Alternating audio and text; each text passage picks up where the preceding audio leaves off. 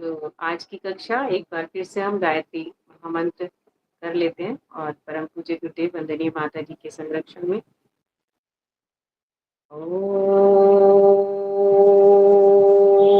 भूर्भुवः स्वः तत्सवितुर्वरेण्यं भर्गो देवस्य धीमहि धियो यो नः प्रचोदयात्। आप सभी को सादर प्रणाम। तो इतने समय से गायत्री महाविज्ञान का पाठ कर रहे हैं और आज पहुंचे हैं सफलता के लक्षण तक। तो पहले इसको वाचन करते रहेंगे और बहुत ही गहरी गहरी बातें हैं और ये अनुभव का विषय है। प्रारंभ करते हैं। सफलता के लक्षण।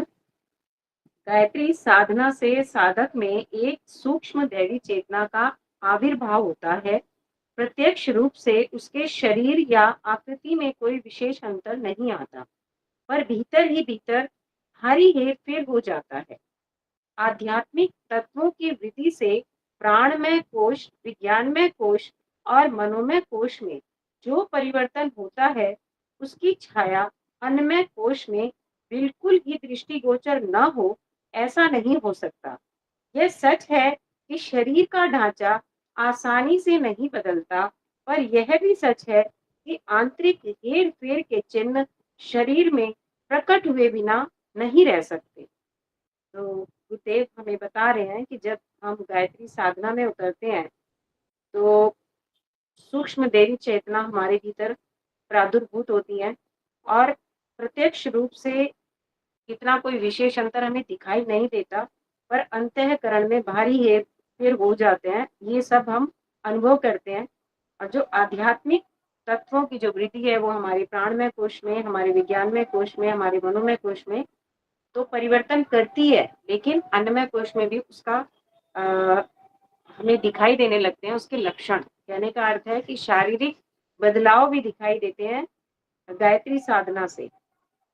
अब आगे बता रहे हैं गुरुदेव कि जैसे सर्प के मांस कोश में जब एक नई त्वचा तैयार होती है तो उसका लक्षण सर्प के शरीर में परिलक्षित होता है। उसकी देह भारी हो जाती है, तेजी से वह नहीं दौड़ता, स्फूर्ति और उत्साह से वह वंचित हो जाता है, एक स्थान पर पड़ा रहता है। जब वह चमड़ी पक जाती है तो सर्प बाहरी त्वचा को बदल देता है। इसे केंचुली बदलना कहते हैं।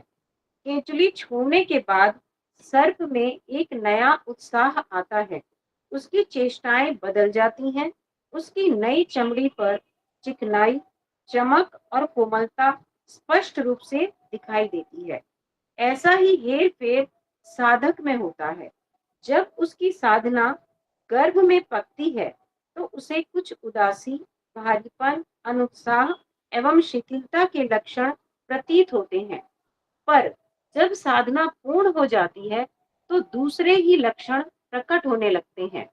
माता के उदर में जब तक गर्भ पकता है तब तक माता का शरीर भारी गिरा गिरा सा रहता है, उसमें अनुत्साह रहता है, पर जब प्रसूति से निवृत्ति हो जाती है तो वह अपने में एक हल्कापन, उत्साह और चैतन्यता अनुभव करती है।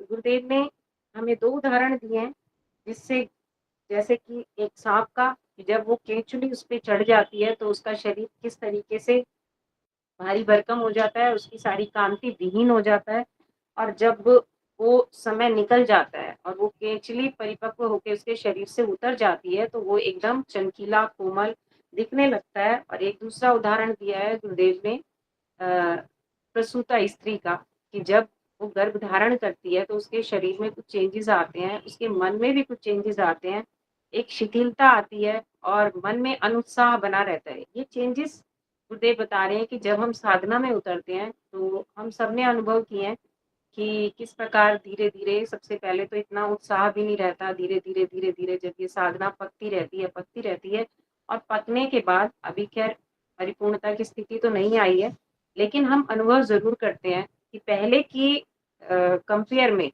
अब उत्साह बढ़ रहा है और धीरे धीरे कुछ अंदर से भी वो स्फूर्ति उत्साह के साथ में कुछ नए अनुभव हम सभी को प्राप्त हो रहे हैं। यानी ये स्फूर्ति कैसी है कि साधना में आगे बढ़ने की, अपनी साधना को और अधिक परिपक्व करने की, तो इस प्रकार के लक्षण प्रकट हो रहे हैं। लेकिन और परिपक्व अवधि होती है, ये अमन भैया ने पहले बताया था और हम सब गुरुदेव भी मार्गदर्शन कर रहे हैं कि कई बार क्या होता है कि लंबे समय तक साधना करने के बाद भी हम लोगों को लगता है कि पता नहीं कुछ हो रहा है नहीं हो रहा, जो ये डाउट वाली बात रहती है, क्योंकि शुरू शुरू में तो ये बहुत बार आती है और थोड़े से प्रयास में लगता है कि हम काफी प्रयास कर रहे हैं, लेकिन ईश्वर की प्राप्ति के लिए कितने प्रयास होने चाहिए, इसमें समय कितना लगेगा, तो जन्म जन्मांतर लग रहे हैं आगे। ये एक बहुत ही इम्पोर्टेंट पैराग्राफ है और इसमें इसके सूक्ष्म अर्थ को हमें समझना है। अगला, साधना साधक जब साधना करने बैठता है तो अपने अंदर एक प्रकार का आध्यात्मिक गर्भ धारण करता है। तंत्र शास्त्रों में साधना को मैथुन कहा है। जैसे मैथुन को गुप्त रखा जाता है, वैसे ही साधना को गुप्त रखने का आदेश किया गया है। आत्मा जब परमात्मा से लिपटती है, आलिंगन करती है, तो उसे एक अनिर्वचनीय आनंद आता है। इसे भक्ति की तन्मयता कहते हैं। जब दोनों का प्रगाढ़ मिलन होता है, एक दूसरे में आत्मसात होते हैं, तो उस स्खलन को समाधि कहा जाता है। आध्यात्मिक मैथुन का समाधि सुख अंतिम स्खलन है। गायत्री उपनिषद और सावित्री उपनिषद में अनेक मैथुनों का वर्णन किया गया है। यहाँ बताया गया है कि सविता और सावित्री का मिथुन है। सावित्री गायत्री की आराधना करने से साधक अपनी आत्मा को एक योनि बना लेता है, जिसमें सविता का तेज पुंज परमात्मा का तेज वीर्य गिरता है। इसे शक्तिपात भी कहा गया है। इस शक्तिपात विज्ञान के अनुसार अमैथुनी सृष्टि उत्पन्न हो सकती है। कुंती से कर्ण का, मरियम के पेट से ईसा का उत्पन्न होना असंभव नहीं है। देव शक्तियों की उत्पत्ति इसी प्रकार के सूक्ष्म मैथुनों से होती है। समुद्र मंथन एक मैथुन था, जिसके फलस्वरूप 14 रत्नों का प्रसव हुआ। ऋण और धन नेगेटिव पॉजिटिव परमाणुओं के आलिंगन से विद्युत प्रवाह का रस उत्पन्न होता है। तंत्र शास्त्रों में स्थान स्थान पर मैथुन को प्रशंसित किया गया है। यही साधना मैथुन है। इसमें बहुत ही गूढ़ रहस्य गुरुदेव हमें स्पष्ट कर रहे हैं कि जब हम इस गायत्री साधना में उतरते हैं, तो हमारे भीतर ईश्वरीय वीर्य को हम धारण करने की मनोभूमि तैयार करते हैं और अपनी साधना से, जो गुरुदेव ने हमें एक बहुत ही व्यवस्थित साधना का क्रम दिया है, ये पंचकोशों की साधना है जिसका अभ्यास हम सभी कर रहे हैं। और उसके बाद हम सभी ने अनुभव किया होगा कि हमारे भीतर एक प्रकार की साधना, जैसे कहते हैं ना, अंदर ही अंदर जो चेंजेस हम अनुभव करते हैं अपने मन पर, अपने विचारों पर, अपनी भावनाओं पर और अपनी आस्था में, अपनी श्रद्धा में, यानी हमारी सबसे पहले तो उस ज्ञान को हमने प्राप्त किया है कि हम शरीर नहीं है, आत्मा है, और उस आत्मा के उत्थान के लिए, उस आत्मबल को बढ़ाने के लिए हम किस प्रकार साधना से इस आत्मा को परमात्मा तक, मतलब उससे मिलन तक लेके जा सकते हैं। तो इसमें बताया कि ये जो समाधि सुख है, ये जब हमें मिल जाता है तो ये एक तरीके से कहें कि वो वाली अवस्था है, चरमावस्था है। उस अखंड आनंद और अथाह शांति को हम प्राप्त कर लेते हैं। तो लक्ष्य वहां तक है। इसको यदि हम सांसारिक रूप में देखें तो दो व्यक्ति जब आपस में मिलते हैं तो हम देख सकते हैं कि वो सब कुछ छोड़ देते हैं एक दूसरे के लिए, एक दूसरे के प्रेम में, एक दूसरे के प्रति जो उनका समर्पण होता है। तो जब इस तरह का समर्पण एक सांसारिक व्यक्ति को प्राप्त करने के लिए हमें उसके लिए इतना अधिक प्रयास करना पड़ता है, उनकी मनस्थिति को हम समझें और उस समय को भी कहते हैं कि प्रेम का अनुभव करना जरूरी है ईश्वर को प्राप्त करने के लिए। तो उससे हमें ये बहुत क्लियर होती हैं चीजें। तो उतना अब परमात्मा को प्राप्त करना है आत्मा से, तो सबसे पहले आत्मा को जानना होगा, आत्मा की उपलब्धियों को पहचानना होगा, और बहुत अधिक आत्मबल और साधना की आवश्यकता होती है अपने इस शरीर भाव से आत्म भाव में आने के लिए।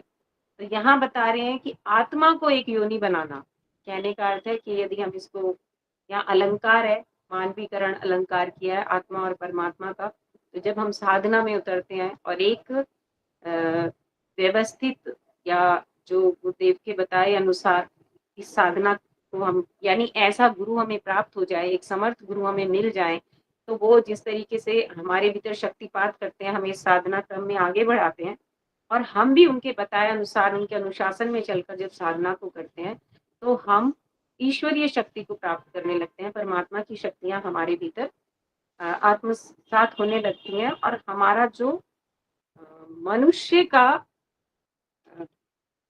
उसकी क्षमताएं बहुत विकसित हो जाती हैं, जिसको हम अनुभव कर पाते हैं धीरे धीरे। साधना का अर्थ है अपने भीतर की श्रद्धा तथा विश्वास की शक्तियों का सम्मिलन करा के एक नई शक्ति का आविर्भाव करना, जिसे सिद्धि, दैवी वरदान या चमत्कार भी कहा जा सकता है। लेकिन साधना में उतरने से पहले जो सबसे बड़ी आवश्यकता है, और जिसको हम कहें ना कि क्या किस आधार पे हम आगे बढ़ेंगे, तो ये श्रद्धा और विश्वास, जब तक ये हमारे भीतर नहीं आएगा तो इस साधना में प्राण नहीं आ सकते। तो श्रद्धा और विश्वास ही इसका आधार है। तो जब हम इसके सहारे आगे बढ़ते हैं, तब हमारे भीतर वो शक्ति का आविर्भाव होता है, जब हम सिद्धि और दैवी शक्तियों या चमत्कार के रूप में हम अनुभव करने लगते हैं। लेकिन एक चीज जो शुरू में बताई थी कि इसके विषय में इसको किसी से चर्चा नहीं की जाती है सिवाय अपने गुरु के। अपने साधना का जो भी फल है तो वो गुरु जानते हैं या हम अनुभव करते हैं, तो उन्हें बहुत गुप्त रखा जाता है। ये भी बात बताई गई है कि जैसे अपने प्रेम संबंधों को इंसान गुप्त रखता है, इसी प्रकार से जब परमात्मा के साथ आत्मा की साधना चलती है तो उसको भी बहुत ही गुप्त रखना चाहिए, जगह जगह हमें उसकी चर्चा नहीं करनी चाहिए। इस प्रकार के उद्देश्य की प्राप्ति के लिए अपने पास कुछ साधन पहले भी होने आवश्यक है। ये कह रहे हैं कि क्या ऐसी चीजें हैं जिसके सहारे, कहते हैं ना कि किसी भी पोस्ट के लिए, सिलेक्शन के लिए हमारे भीतर कुछ अनिवार्य योग्यताएं होनी चाहिए, तो वो भी गुरुदेव बता रहे हैं कि क्या होना आवश्यक है। जैसे किसी गंतव्य स्थान को कोई व्यक्ति किसी भी मार्ग से जाए, रास्ते में खर्च के लिए रुपया, पैसा, खाने पीने, वस्त्र आदि की आवश्यकता पड़ती है, वैसे ही किसी दैवी शक्ति की साधना करने के लिए सद्गुणों, सद्विचारों और सत्कर्मों की आवश्यकता होती है। जिसका जीवन आरंभ से ही कलुषित, पापपूर्ण और दूषित रहा है, उसकी साधना का संपन्न होना असंभव सा ही है। इसलिए जो व्यक्ति सच्चे मन से साधना के इच्छुक हैं और उससे कोई उच्च लक्ष्य प्राप्त करना चाहते हैं, तो उनको पहले अपने मन, वचन, काया की शुद्धि का भी प्रयत्न करना चाहिए। ऐसा करने पर ही किसी प्रकार की सिद्धि की आशा कर सकते हैं। वही है कि सबसे पहले शरीर का स्वास्थ्य ठीक होना चाहिए, मन हमारा निर्मल होना चाहिए, प्राण बल प्रचुर मात्रा में होना चाहिए, और ये कब आता है, हमारे अंदर सद्गुण, सद्विचार और सत्कर्मों की प्रेरणा हमारे भीतर होनी चाहिए। जिसे हम कह रहे हैं कि आत्मा की यात्रा बहुत लंबी है, और जो पिछले हमारे सौभाग्य कर्मों से आज हम इस स्थिति में पहुंचे हैं कि ऐसे समझ गुरु के मार्गदर्शन में, उनके संरक्षण में, ऐसे संगठन के साथ हम आगे बढ़ रहे हैं इस दिशा में। एक और जो इसमें आया था, जो ये युग्म वाली बात थी, तो इसके लिए हम सब एक बार जाएंगे ना, गायत्री उपनिषद को अवश्य पढ़ें, उससे बहुत अधिक स्पष्टीकरण होगा। वैसे तो गायत्री महाविज्ञान में आगे आएगा उसका स्पष्टीकरण, तो ये सारी चीजें हमें बहुत क्लियरली स्पष्ट हो जाएंगी जो यहाँ पे अलंकारिक भाषा है। अब यहाँ आगे चलते हैं। आत्मा और परमात्मा का, सविता और सावित्री का मैथुन जब प्रगाढ़ आलिंगन में आबद्ध होता है, तो उसके फलस्वरूप एक आध्यात्मिक गर्भ धारण होता है। इसी गर्भ को आध्यात्मिक भाषा में भर्ग कहते हैं। भर्ग को जो साधक जितने अंशों में धारण करता है, उसे उतना ही स्थान अपने अंदर इस नए तत्व के लिए देना होता है। कहने का अर्थ है कि ईश्वर के गुणों को जब हम अपने भीतर धारण करने लगते हैं, उस देवत्व को धारण करने लगते हैं, यही ईश्वर का वर्ग है। और इसी की विवेचना गायत्री उपनिषद में की गई है बहुत विस्तार के साथ।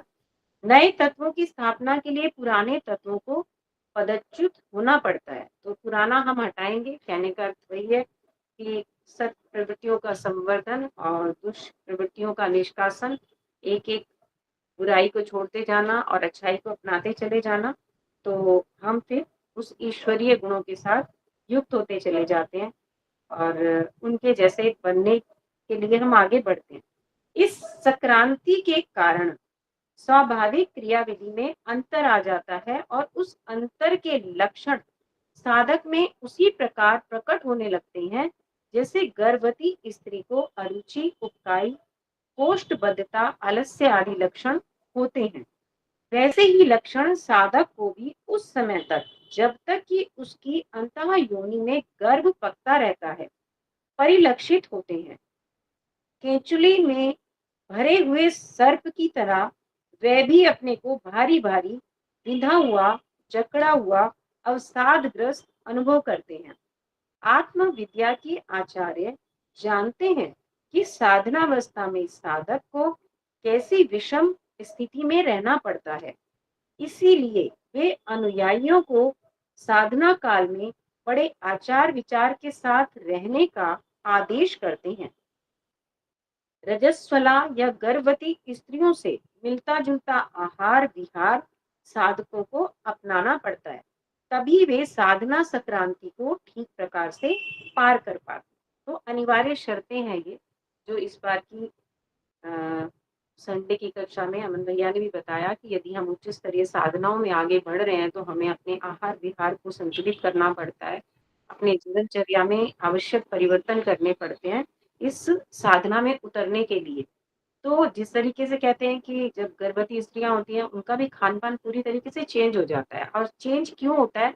अनायासी कैसी भी स्त्री जब मातृत्व में पहुंचती है तो उनके कैसा भी भोजन वो करते थे, तो जब क्योंकि उन्हें उस घर को धारण करना है उस बच्चे के स्वास्थ्य के लिए और एक स्वस्थ बालक और सुसंस्कारों से युक्त बालक प्राप्त करने के लिए उसे अपने आहार विहार का वो परिवर्तन, अपने रहन सहन का, अपने विचार भावों के चेंजेस को अपनाना ही पड़ता है।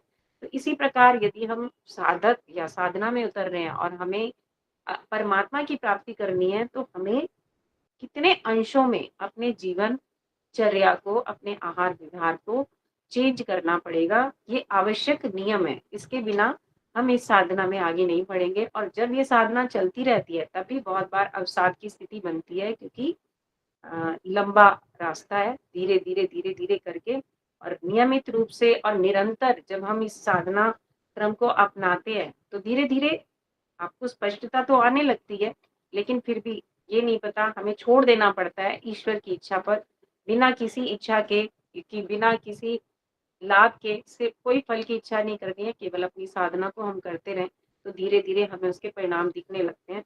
और जब साधना पच जाती है तो कहते हैं कि पल भर में ही उस स्थिति को हम प्राप्त कर लेते हैं, पता ही नहीं चलता कब गर्भ से वो संतान उत्पत्ति हो गई। लेकिन आगे और भी कई सावधानियां गुरुदेव बता रहे हैं। मनुष्य कोई भी महत्वपूर्ण कार्य करना चाहे उसमें किसी न किसी प्रकार की विघ्न बाधाएं, भय, प्रलोभन आते ही हैं, किंतु जो लोग उनका सफलतापूर्वक सामना कर सकते हैं वे ही सफलता के द्वार पर पहुंचते हैं। आहार दोष, आलस्य, अधैर्य, असंयम, घृणा, द्वेष, विलासिता, कुसंग, अभिमान आदि के कारण भी साधक अपने मार्ग से भटक जाता है।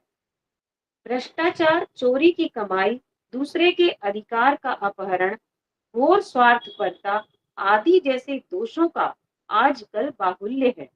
वे भी मनुष्य को किसी प्रकार की दैवी सफलता के अयोग्य बना देते हैं।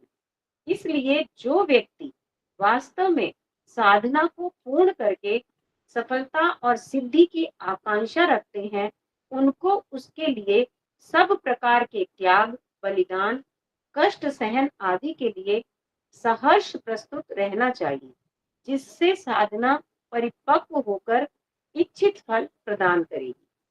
तो गुरुदेव ने हमें बता दिया है स्वार्थपरता को तो पूरी तरीके से इसमें हटाना होता है, क्योंकि ये परम लक्ष्य की प्राप्ति का प्रश्न है। तो इसमें हमें जिन जिन चीजों को छोड़ना है उसको हम देखें, घृणा, द्वेष, विलासिता, कुसंग सब हमने पढ़ लिया और अपने अभिमान को अपने अहंकार को छोड़ना पड़ता है और इस साधना को सफल बनाने के लिए या जो सिद्धि की आकांक्षा रखते हैं, तो ये सब त्याग और बलिदान हमें करने ही पड़ेंगे, कष्ट प्रतीक्षा को सहन करना ही पड़ेगा, तभी हमारी साधना परिपक्व होने की दिशा में आगे बढ़ेगी। अंडे से बच्चा निकलता है, गर्भ से संतान पैदा होती है। साधक को भी साधना के फलस्वरूप एक संतान मिलती है, जिसे शक्ति या सिद्धि कहते हैं। तो ये बता रहे हैं कि यदि हमने ये जीवन क्रम अपनाया, इन अनुशासन में रहकर हमने अपनी साधना में जुटे रहे, तो सिद्धि के परिणाम स्वरूप हमें शक्ति मिलेगी और उस शक्ति को भी हमें कैसे संजोना है, ये भी गुरुदेव हमें मार्गदर्शन कर रहे हैं। मुक्ति, समाधि, ब्राह्मी स्थिति, तुरीयावस्था आदि नाम भी इसी के हैं। यानी ये स्थिति आनी जब हम मुक्ति का अनुभव करेंगे या समाधि अवस्था को प्राप्त करेंगे, ब्राह्मी स्थिति आएगी या तुरीयावस्था, तो यही वो सिद्धि है। यह संतान आरंभ में बड़ी निर्बल तथा लघु आकार की होती है। जैसे अंडे से निकलने पर बच्चे बड़े ही लुंज पुंज होते हैं, जैसे माता के गर्भ से उत्पन्न हुए बालक बड़े ही कोमल होते हैं, वैसे ही साधना पूर्ण होने पर प्रसव हुई नवजात सिद्धि भी बड़ी कोमल होती है। बुद्धिमान साधक उसे उसी प्रकार पाल पोस कर बड़ा करते हैं, जैसे कुशल माताएं अपनी संतान को अनिष्टों से बचाती हुई पौष्टिक पोषण देकर पालती हैं। इसको हर माता समझ सकती है कि जब बच्चा जन्म लेता है तो वो कितना कोमल होता है और कितना कठोर श्रम करना पड़ता है उस बच्चे को उस अवस्था तक लेकर आना। इसी प्रकार गुरुदेव कह रहे हैं कि जब हमें थोड़ा बहुत साधना का फल मिलने लगे, तो वो भी एक साधना का प्रतिफल है। वो जो रिद्धि है या सिद्धि है या कुछ अपने जीवन में हम देखते हैं कुछ शक्ति हमने अर्जित की है, तो उसको बहुत ही संजोना पड़ता है और उसको विस्तार देना होता है। अपनी समस्त शक्तियां हमें ईश्वरीय प्रयोजनों में लगानी होती हैं और ये भी करना पड़ता है कि जैसे छोटे बच्चे को भी सभी के संपर्क में नहीं लाया जाता, इसी प्रकार हमारे अंदर जो भी हमने शक्ति पाई होती है वो सिर्फ हम अपने गुरु के साथ ही उसको शेयर करें। किसी को भनक ना लगने दें कि हमारे पास किसी भी प्रकार की कोई भी ऐसी शक्ति है या हम बड़प्पन में आके या अहंकार वश हम उस सिद्धि को किसी के सामने प्रकट ना करें। और इसका उदाहरण हम देख रहे हैं बाबूजी के रूप में। पता लगता है कि बहुत से आत्म साक्षात्कार के बाद भी बाबूजी ने इसको स्पष्ट नहीं किया था और किसी लोग कहते हैं कि हमें आभास तक नहीं हुआ कि हम एक ऐसे व्यक्ति के साथ रह रहे हैं। इतना अपने आप को छिपा कर रखना पड़ता है अपनी साधना को और अधिक परिपक्व बनाने के लिए। तो ये हमें ध्यान रखना होगा। ये गुरुदेव ने कुछ इंस्ट्रक्शंस हमें दी हैं। साधना जब तक साधक के घर में पकती रहती है, कच्ची रहती है, तब तक उसके शरीर में आलस्य और अवसाद के चिन्ह रहते हैं। स्वास्थ्य गिरा हुआ और चेहरा उतरा हुआ दिखाई देता है।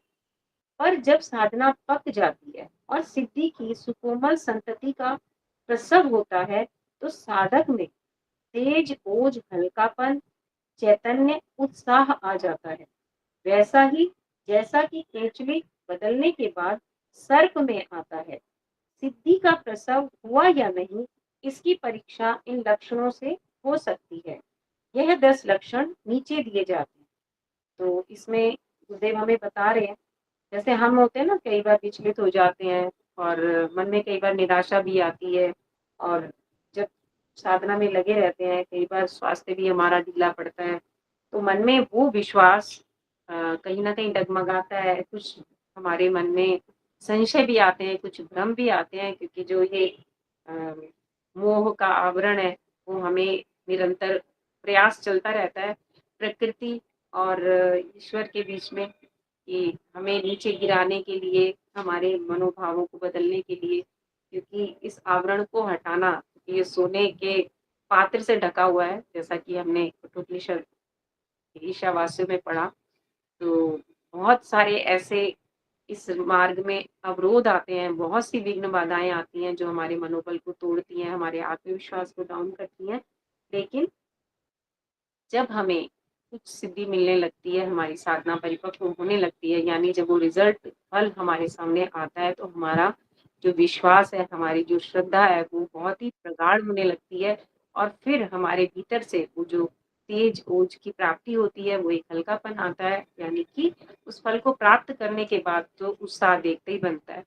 और किस प्रकार ईश्वरीय दैवीय शक्तियों का लाभ हमें मिलने लगता है, ये सब हम अनुभव करते हैं। भय तो पता नहीं कहाँ चला जाता है, निर्भयता आती है और समर्पण का भाव, श्रद्धा का भाव, विश्वास का भाव और ईश्वरीय कार्य में जुटने की मनोभूमि हमारी पूर्णतया बिना किसी संशय के फिर हम आगे बढ़ने लगते हैं। ये तब तक है जब तक हम उसको अनुभव नहीं कर पाते हैं।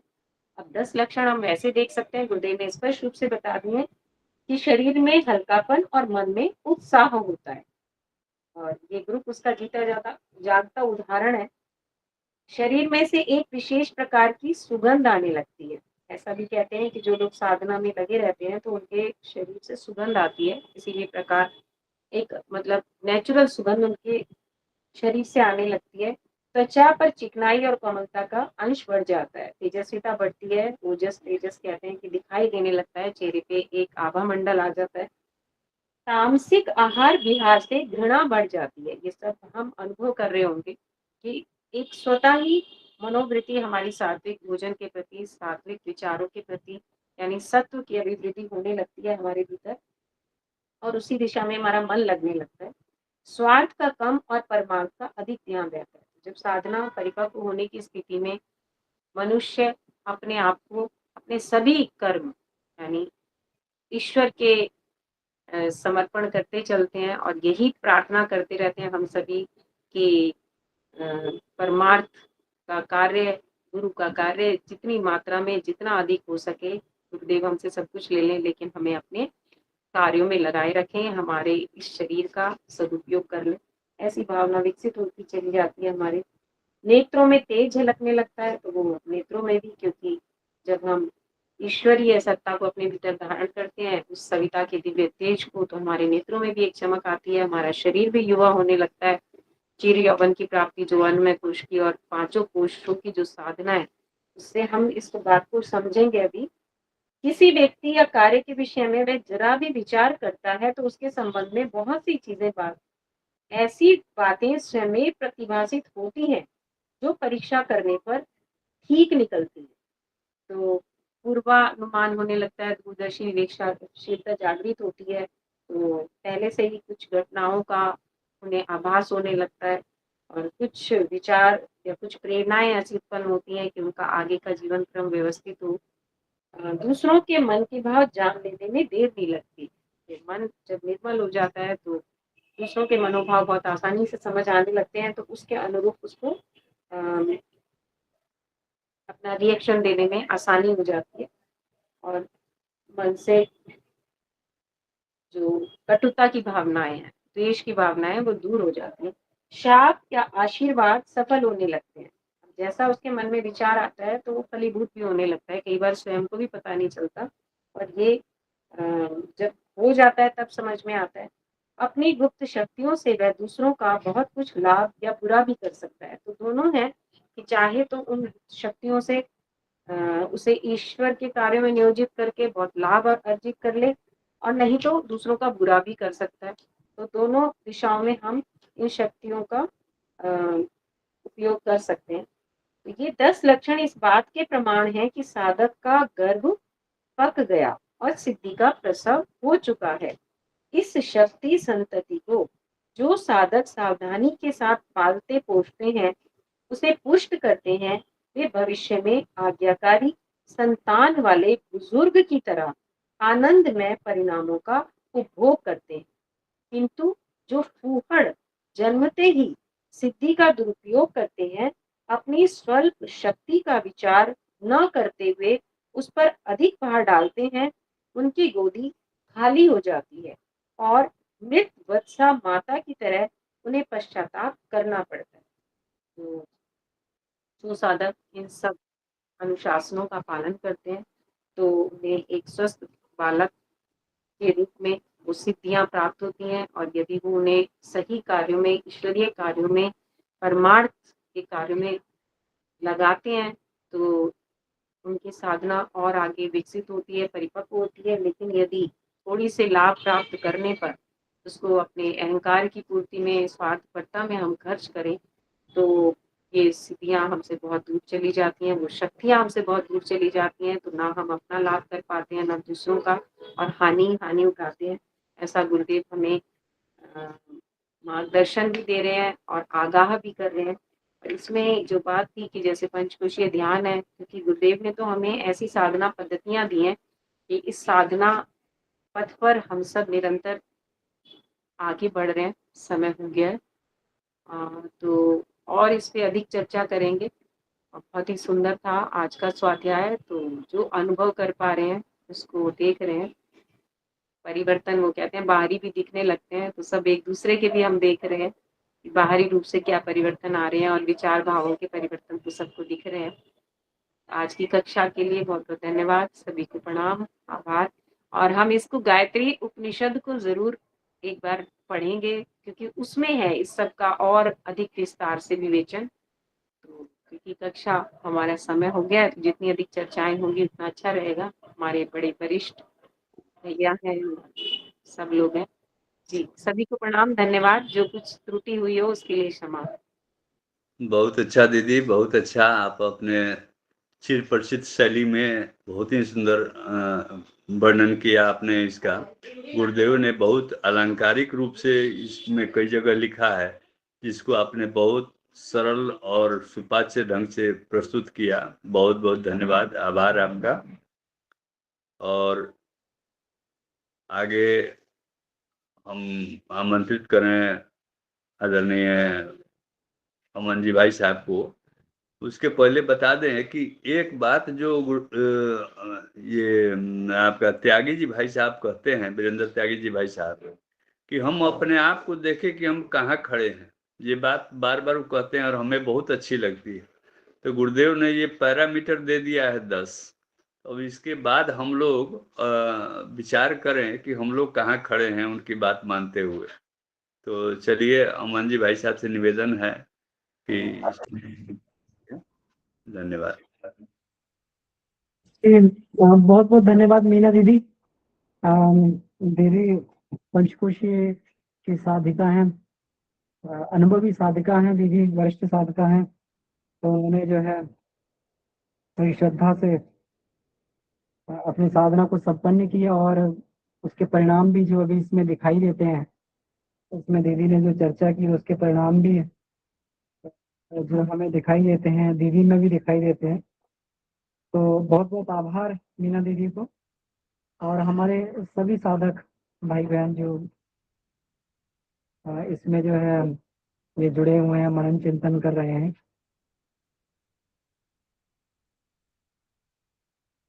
इसमें एक तो बड़ा ही वैज्ञानिक तथ्य इसमें ये इसका बताया गया है कि परमात्मा का तेज पुंज जो वीर्य है वो साधक की आत्मा में स्थापित होता है, आत्मा रूपी योनि में स्थापित होता है, और साधक जी एक आध्यात्मिक गर्भ धारण करता है। तो जब ये आध्यात्मिक गर्भ होता है तो फिर गर्भवती महिला की तरीके से, जैसे महिला गर्भ धारण करती है और उसको असहजता महसूस होती है। अब असहजता इसलिए महसूस होती है, बहुत सारे लोग कभी कभी इस तरीके से ये होता है कि कहते भाई आप तो साधना कर रहे हैं, अब साधना कर रहे हैं और साधना करते करते आपके चेहरे पर शांति होनी चाहिए, संतोष होना चाहिए, तो चेहरे पर उद्विग्नता कैसे दिखाई देती है, उदासी कैसी दिखाई देती है? ये आप तो साधना कर रहे हैं। और ये बड़ा सामान्य प्रश्न रहता है कि चेहरे पर अनुत्साह कैसा दिखाई दे रहे हैं। सुनने में तो यही सुना जाता है कि साधक का चेहरा बड़ा खिला हुआ होना चाहिए, तेजस्वी होना चाहिए, यशस्वी होना चाहिए, सब होना चाहिए, ओज होना चाहिए, लेकिन कैसा बुझा बुझा सा चेहरा है। तो यहाँ पर बिल्कुल गुरुदेव ने एक वैज्ञानिक तथ्य को यहाँ पर स्पष्ट करते हुए कहा है। गुरुदेव जो 3 दीक्षा वाला क्रम समझाते हैं, जो इसमें गायत्री महाविज्ञान में बाद में आएगा, तो कहते हैं अगर किसी साधक के जीवन में साधनात्मक संघर्ष नहीं है, अगर उसे जीवन में जो है कुछ साधना से संबंधी अंतःकरण में उसके कुछ संघर्ष जैसी बात नहीं है, तो इसके दो ही कारण हो सकते हैं। अगर वह परम शांति को प्राप्त कर गया है शांत अवस्था में, तो दो ही कारण हो सकते हैं। या तो उसने अपनी साधना को प्रारंभ नहीं किया है, या फिर वो जो है अपनी साधना की पूर्णता तक पहुंच गया है। क्योंकि बीच की स्थिति में हमेशा संघर्षपूर्ण स्थिति बनी रहती है, और साधक को इस संघर्ष वाली स्थिति से गुजरना पड़ता है। इस कठिन परिस्थितियों से साधक को गुजरना पड़ता है। अंतःकरण में जो संघर्ष चल रहा होता है, क्योंकि जब युद्ध वाली स्थिति चल रही होती है अंतःकरण में, जब युद्ध छिड़ा हुआ है, तो बाहर कैसे, बाहर चेहरे पर किस तरीके से ये शांति की स्थिति दिखाई देगी? बाहर भी उद्विग्नता ही दिखाई देगी, व्यक्ति उद्विग्न दिखाई देगा, उदास दिखाई देगा, अनुत्साहित दिखाई देगा।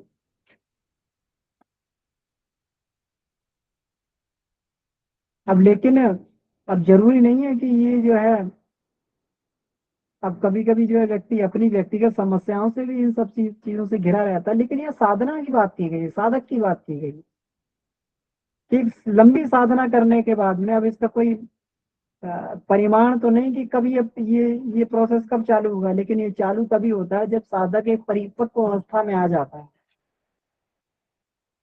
माता भी गर्भ धारण करती है, तो उसका गर्भ धारण करने का की समय रहता है।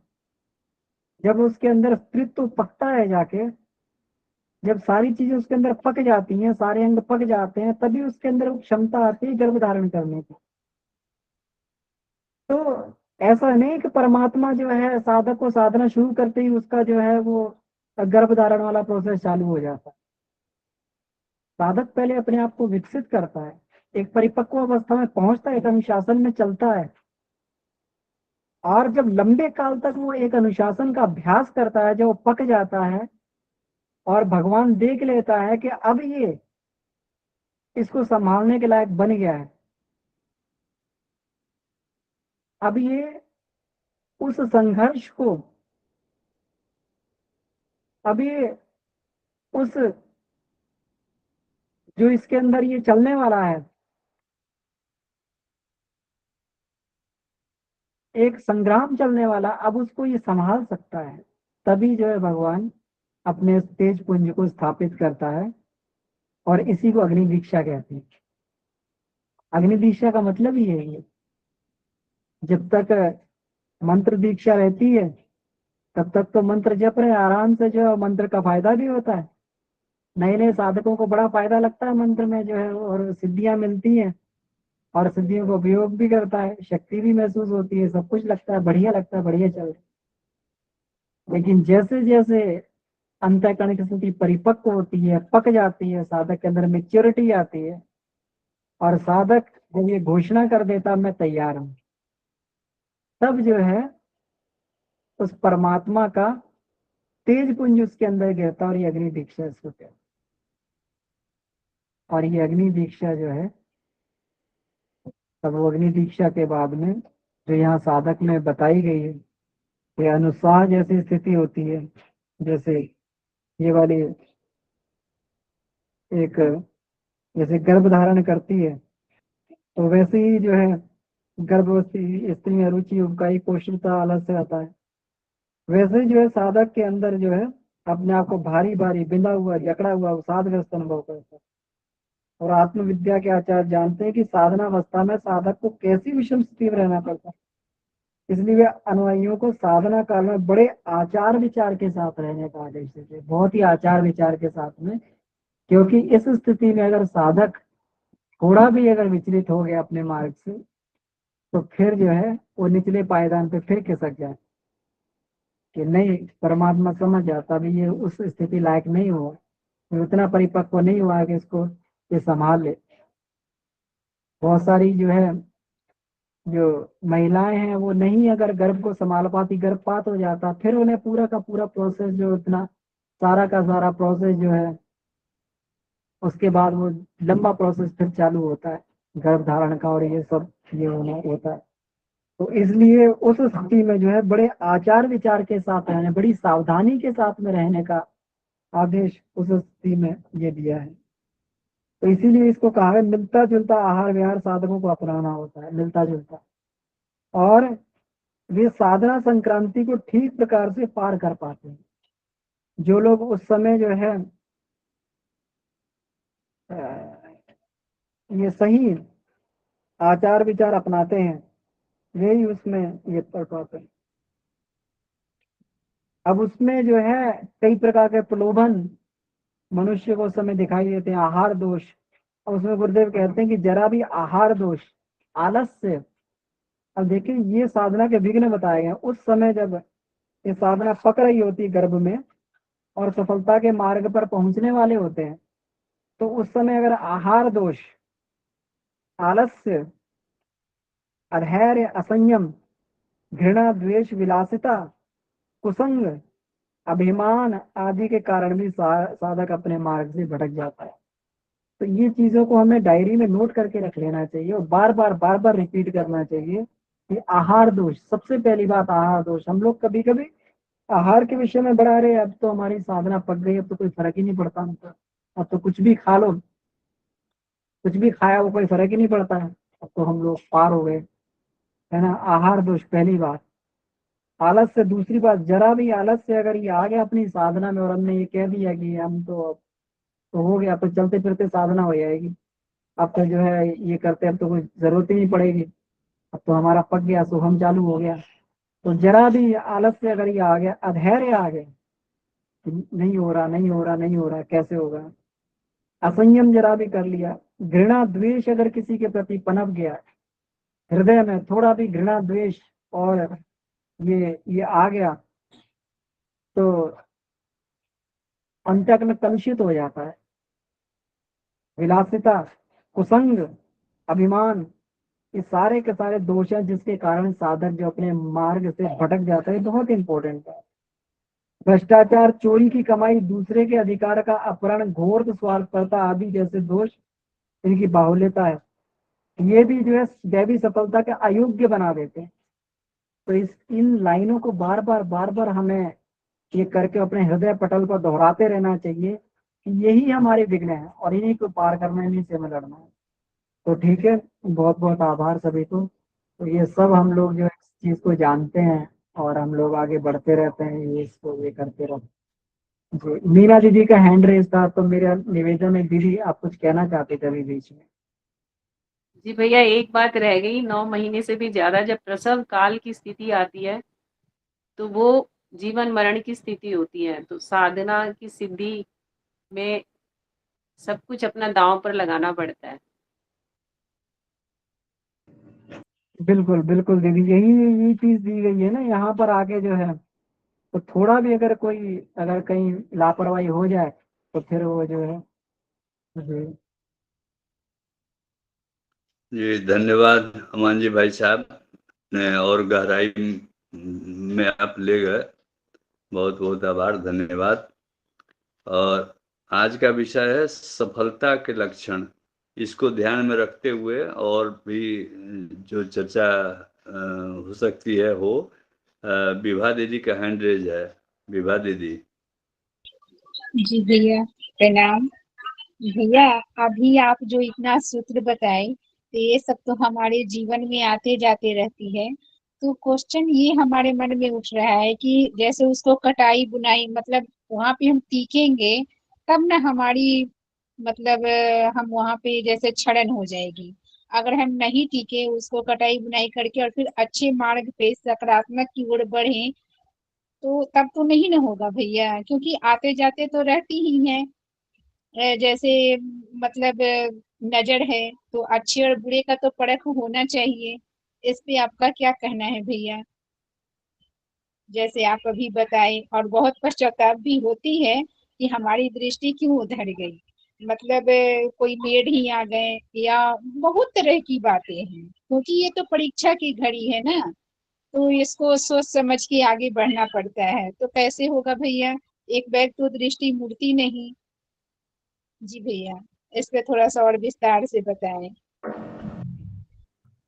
दीदी हम संसार में रह रहे हैं, देखिए सभी को सामने आएगा, लेकिन साधक को थोड़ा सा जो है कहते हैं ना विवेक स्त्री भूयात, तो थोड़ा सा विवेक अगर बना रहे हमारा तो सारी परिस्थिति से हम लोग पार कर जाते हैं। ऐसा नहीं कि संसार में कुछ खराब नहीं आएगा, सब सब चीज हमारे सामने आएगी, बस थोड़ा सा विवेक की स्थिति बनी रहे। और प्रतिदिन की उपासना इसीलिए की जाती है, अगर हम प्रतिदिन भगवान से जुड़ के रहेंगे, अपनी उपासना करेंगे, अपने सुरक्षा कवच को मजबूत बना के रखेंगे, तो फिर ये आए दिन जो हमें ये गिरने की समस्या हमारे जीवन में आ रही हैं, तो उनसे बहुत कर हमें निजात मिल जाएगी दीदी। जी जी भैया, नहीं गिरते तो नहीं है, जैसे समझ आता है कि ये नहीं, ये रॉन्ग है, ये गलत है, ऐसे नहीं, ऐसे चलना चाहिए ना, ये गलत है, यहाँ ऐसे नहीं, ऐसे होना चाहिए, तो ये तो जीवन में आएगी ही भैया, है ना। ऐसा तो नहीं कि एकदम बिल्कुल बंद हो जाएगा, क्योंकि जब एक माता गर्भ को धारण करती है तो उनको कितना परेशानी झेलना पड़ता है ना। उसी तरह से जी भैया। जी बिल्कुल देखो बिल्कुल, तो बस सावधानी ही है, सजगता ही है, सजगता सावधानी से हमें आगे बढ़ना चाहिए। जी भाई साहब, प्रणाम। प्रश्न आया था वो उनको उसको पढ़ स्क्रीन पर होता है इस संबंध में क्या प्रश्न था, उसका उत्तर होगा। कुंदन भैया ने इसमें लिखा हुआ है, नाम भैया, पंच मकार तंत्र की सुप्रसिद्ध अवधारणा है जिसमें मैथुन की चर्चा हुई, यदि संभव हो तो संक्षेप में, और दूसरे मकार हैं उसे बताएं। जी, तो देखिए इसमें पंच मकार में हमारा जो है मुद्रा हो गई, है ना, मुद्रा हो गई, मीन हो गई, मैथुन हो गई, और इसमें आपका जो है ये इस तरीके से 5 मकार भैया आते हैं ना इसमें। तो अब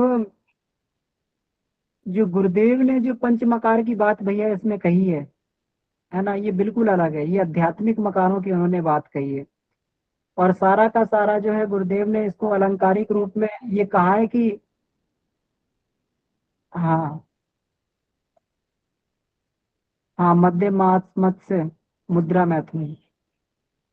तो देखिए ये जो है अ, अब जो ये वाला तंत्र है जो हम अभी ये तंत्र का स्वरूप आजकल देखते हैं, उसमें तो स्थूल रूप में इसका भोग किया जाता है। मद्य है तो मद्य के नाम पे शराब पी जा रही है, मांस है तो मांस के नाम पर जो है जीवों की हत्या खा के करके जो है वो मांस खाया जा रहा है। मत्स्य है ना, मत्स्य हो गई, और मत्स्य अपना मछली हो गई, मुद्रा हो गई, तो और मैथुन हो गया। तो ये सारे के सारे स्थूल रूप में जो तंत्र के नाम पे आजकल प्रसिद्ध है, लेकिन गुरुदेव ने इसको बड़ा ही वैज्ञानिक रूप में इसको ये दिया हुआ है। इसको जो है सावित्री कुंडलिनी तंत्र में गुरुदेव ने ये स्पष्ट किया हुआ है। तो मध्य को हम लोग सोमरस का पान भी बोल सकते हैं, जो सोमरस हमारे अंदर से अंतःकरण में से यहाँ से जो अमृत कलश है, अमृत कलश में से जो सोमरस टपकता है उसको सोमरस पान खेचरी मुद्रा के माध्यम से किया जाता है ना। मांस को इसमें ये बोला है कि अब मांस को जो है ये अदरक को भी एक मांस की ये इसमें कई कई जगह इसमें वर्णन है कि अदरक को भी मांस बोला जाता है ना। बाबूजी बताते हैं कि जो फल होते हैं, है ना, फ्लैशी फ्रूट्स बोलते हैं, मांसल फल होते हैं, तो उसमें भी मांस होता है। तो अब जो है ये मांस की विवेचना किस रूप में की जा रही, कि वो प्राणी के मांस के रूप में किया जा रहा है, पशु के मांस के रूप में किया जा रहा है, या किसी और मांस के रूप में किया जा रहा है ना।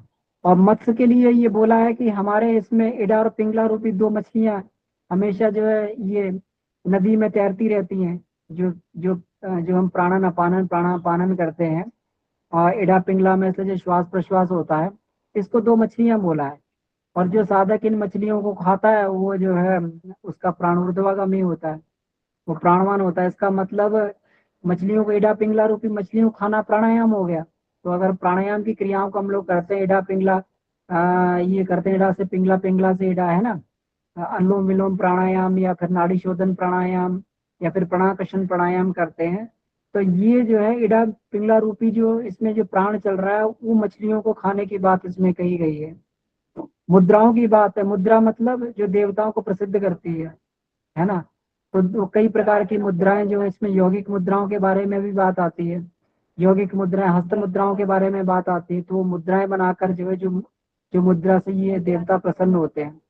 और मैथुन के बारे में, ये अभी जिस मैथुन के बारे में यहाँ बात की गई है, तो मैथुन जो है वो गुरुदेव ने जो मैथुन बताया है वो है हमारा जो हमारे अंदर कुंडलनी और कुंडलनी सहस्त्रार का जब मिलन होता है, तो एक साधक के अंदर उसको समाधि की अवस्था, जो समाधि की अवस्था को स्खलन बताया, आध्यात्मिक स्खलन बताया है। तो वो वाले मैथुन की बात की गई है, ना कि यहाँ पे शारीरिक मैथुन की बात की गई है। तो गुरुदेव ने इन पांचों मकारों के स्वरूप को बड़ा प्रांजल भाषा में ये किया, और यही जो है तंत्र का विशुद्ध रूप है, जिसको हम लोग जो है ये आत्मिक आत्मिकी वाला तंत्र वाला हिस्सा बोलते हैं। ना कि जो जिसको हम लोग जो है ये वाम मार्ग में आज जो तंत्र का जो ये किया जा रहा है, तो उसमें जो आत्मिकी वाला जो तंत्र वाला पक्ष है, तो उसमें जो 5 मकारों का प्रयोग किया जाता है, वो सारे जो है आत्मिक सात्विक 5 मकार हैं भैया। उसमें कहीं पर भी पदार्थ के रूप की बात नहीं कही गई है कि अगर मांस की बात कही गई तो बकरे को काट के खाओ, है ना। मछली की बात की गई तो बाजार से मछली ला के खाओ। मैथुन की बात की गई है तो स्त्री से भोग करो। तो ऐसे मैथुन, ऐसे जो है मकारों के बारे में यहाँ पर चर्चा नहीं है भैया जी। आशा है कुंदन जी भाई साहब का शंका समाधान हो गया होगा। और कोई भाई बहन कुछ जिज्ञासा रखते हो या अपनी बात इस परिधि में रखना चाहते हो, कृपया रखें।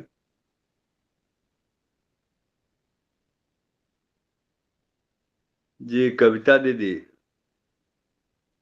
कविता दीदी बोलिए। प्रणाम, सभी को प्रणाम। अ, भैया साधना से रिलेटेड थोड़ी बात पूछनी थी। अभी कुछ मतलब पारिवारिक कुछ शारीरिक प्रॉब्लम के वजह से सुबह की साधना भैया ठीक से एकदम हो ही नहीं पा रही है। मतलब कर ही नहीं पा रहे हैं। साधना छूट नहीं रही है लेकिन कर नहीं पा रहे हैं भैया। अंदर में बहुत दंत चल रहा है, खुद से ही युद्ध चल रहा है भैया। तो इसका क्या तात्पर्य है भैया? और दूसरा, मांस के बारे में क्या बता रहे थे भैया, इस पर थोड़ा मार्गदर्शन कीजिए। जी दीदी देखिए, मांस की डेफिनेशन जो है अलग अलग जगह पे अलग अलग दी हुई है ना। अज को जो है, अज को एक जगह बकरा भी बोलते हैं, अज को घी भी बोलते हैं, अज आहुति जो अपन बोलते हैं ना। तो जी इसकी हर जगह अलग अलग परिभाषा दी हुई है। अब यहाँ पे अदरक को जो है गुरुदेव ने कहा, अदरक अदरक को मांस बोला जाता है, कि जो है जी ब्राह्मणों का मांस बोला गया अदरक को, है ना। उसमें उस तरीके के लवण होते हैं, उस तरीके का उसमें गुण होता है, उस तरह की तीक्ष्णता होती है। तो तो मांस का जो है बहुत अलग अलग जगह अलग अलग तरीके से, अब उसको जो है अब जो उसके अंदर फल का गूदा होता है उसको भी जो है मांस बोलते हैं। फ्लैशी फ्रूट्स बोलते हैं अपन लोग, मांसल ये वो बोलते हैं, फल बोलते हैं, है ना। तो अब ये कौन से मांस की बात की गई, यहाँ पे किसी विशेष मांस की बात नहीं की गई। तो इसलिए जो है गुरुदेव ने मांस की परिभाषा को भी यहाँ पर अलग तरीके से बताया दीदी, है ना। यहाँ पर जो अपना सतोगुण सात्विक रूप से जो मांस फलों द्वारा ये प्राप्त होता है, मांसल फलों द्वारा, और ये अदरक इत्यादि के सेवन द्वारा जो प्राप्त होता है, तो इस तरीके के यहाँ पर ये बात की गई, ऐसे उदाहरण गुरुदेव ने दिए हैं। तो यहाँ पर ऐसा नहीं कि अगर ये मांस की बात है तो फिर हम यहाँ पे पशु के मांस की, पशु के वध करके मांस का ही प्रयोग किया जाए इसमें तंत्र में। तो इस गुरुदेव ने इस बात को काटा है दीदी। दूसरा दीदी देखिए, साधना में तो ऐसा ये चलता ही रहता है ना। शरीर की परिस्थितियां भी, मानसिक परिस्थितियां भी कभी कभी ऐसे बीच में व्यवधान आते हैं, अड़चन आती हैं। तो हमें हमें जो है फिर भी उस स्थिति में, अपनी स्थिति जैसी भी स्थिति सहज बन रही है, तो कहीं ना कहीं उसको पकड़ के रखना चाहिए बस दीदी, है ना। जी भैया, वो तो पकड़े हैं भैया, लेकिन मतलब हो नहीं पा रहा। अंत में अंदर से बहुत मतलब द्वंद चल रहा है। नहीं दीदी, द्वंद ना चलाए, है ना। जिस भी स्थिति में हम कर पाए, बैठ के नहीं होता लेट के रहे, लेट के नहीं होता तो कैसे भी, जैसे जो भी स्थिति बनती है ना, उसमें द्वंद ना करें। देखिए, आदमी कितना भी बीमार हो जाए लेकिन भोजन वो किसी न किसी तरीके से करता ही रहता है। बैठ के करेगा, बैठ के नहीं तो लेट के करेगा, लेट के नहीं तो पानी ग्लूकोज चलता रहेगा उसके अंदर, है ना दीदी। तो जी इसलिए भैया। जो महत्वपूर्ण चीजें होती वो चलती रहती हैं। व्यक्ति पेशाब के लिए भी जाता है, मल त्याग के लिए भी जाता है, सब चीजों के लिए जाता है। तो इसलिए जो है जिस स्थिति में वो अगर अगर लेट के व्यक्ति भोजन कर सकता है तो लेट के साधना भी कर सकता है। जी भैया, ध्यान उस स्थिति में हो सकती है या पंचकोशी का ध्यान अगर सुबह छूट जाए तो बाद में हो सकती है? बाद में उसका कोई कीजिए टाइम दीदी, है क्या भैया? कोई टाइम नहीं होता दीदी, बाद में कीजिए। गुरुदेव ने कहा जब टाइम मिल जाए। जब अपन ने ये क्लासेस की थी, जब ध्यान पे 8-10 क्लास चली थी, उसमें गुरुदेव ने ये बताया था, इसकी रिहर्सल तो पूरा दिन कभी भी करते रहना चाहिए। वो तो एक समय तो ऐसा आता है जब फाइनल जो वाला वो वाला वो होता है ना, फाइनल जिसको रीटेक बोलते हैं, फाइनल जिसको ये कहते हैं, शूटिंग की बात होती है। लेकिन रिहर्सल तो उसकी हमेशा ही चलती रहती है जी ना, तो भैया, उसे बहुत कभी भी बहुत कर सकते हैं। धन्यवाद भैया। हाँ मतलब मेरा थोड़ा क्लियर हो गया, तो अब थोड़ा सा हाँ, बिल्कुल आनंद में दीदी। ज्यादा रहेंगे भैया, छूट जा रही थी इसलिए। छूटना छोड़े नहीं, जिस स्थिति में बन पाए करते रहे, नियमितता बनाए रखें बस, कैसे भी बन जी जाए, है ना। क्योंकि जी स्थितियां भैया। कभी ऐसी आ जाती हैं कि नियमितता ना टूटने पाए, बस यही चीज का ध्यान रखा जाए। जी जी किरण भैया, दीदी। सभी को प्रणाम भैया। जी भैया, जी भैया, क्लियर हो गया भैया। ये किरण दीदी का हैंड रेज है, समय सिर्फ 2 मिनट है दीदी, ध्यान रखिएगा। किरण दीदी। प्रणाम भैया, सभी को प्रणाम। दीदी के लिए मैं यही बोलना चाहूंगी, मेरे विचार से यदि समय नहीं मिल रहा है और हम प्रॉपर साधना नहीं कर पा रहे हैं तो भी कोई बात नहीं है। गुरुदेव ने हमें यही बोला है कि हमें जिस भी तरह का समय मिले हमें अपने मन में जाप करते रहना चाहिए। और यदि हम माला लेके भी नहीं बैठ पा रहे हैं और निरंतर अपना जप हम चलाते जा रहे हैं तो वो भी हमारा एक साधना का ही रूप है। और जैसे हम लोगों को टाइम नहीं मिल पाता प्रॉपर तरीके से, हम अपना कार्य करते-करते भी साधना कर सकते हैं। उसमें ये नहीं है कि हमें एक जगह बैठ के ही साधना करनी है या हमें उसी में ही लगे रहना है, क्योंकि इतना हम लोगों के लिए मेरे हिसाब से पॉसिबल नहीं हो पाता। और जितना भी हमें समय मिले तो हमें उस पे बैठना भी चाहिए, घंटा 2 घंटा जैसा भी समय मिले, जब हमारे को मिल रहा है, हमारी परिस्थिति है, हम बैठ सकते हैं तो हमें बैठना चाहिए। और यदि समय नहीं मिल रहा है तो हमें अपने कार्य को करते करते ही उस साधना को उसी रूप में करना चाहिए जैसे हम गुरुदेव के माध्यम से वो साधना कर रहे हैं। तो इसमें कोई वो नहीं है, हमारे को कोई एक वो नहीं दे रखा कि हमने इसी तरीके से ही करना है या एक हमें समय बाँधना है, वो तो हमें बाँधना ही है। लेकिन यदि हमें समय नहीं मिल रहा, हमारी परिस्थितियाँ ठीक नहीं हैं और हम नहीं कर पा रहे हैं, तो हमें अपने अनुसार जैसा हमें समय मिले उसके अनुसार अपने आप को ढालते हुए उस कार्य को करना है। तो मेरे विचार से यही मुझे ठीक लगा, अगर आप लोगों को ठीक लगे तो। धन्यवाद दीदी। धन्यवाद, धन्यवाद भैया। डॉक्टर साहब का बहुत सही कहा दीदी, बहुत सही। डॉक्टर साहब का हैंड रेज है। समय तो लगभग समाप्त हो गया, लेकिन फिर भी अपनी बात रख सकते हैं डॉक्टर साहब। जोशी जी, भाई साहब, डॉक्टर साहब। नहीं, जोशी जी नहीं है, मुझे लगता है मंजू दीदी कुछ कहना चाह रही हैं जी। समय हो गया है तो हम लोग जो है जी कम समय में अपनी बात को रखने का प्रयास करेंगे जी। जी, बहुत बढ़िया। तो आज की चर्चा बहुत ही सुंदर रही। प्रणाम भैया।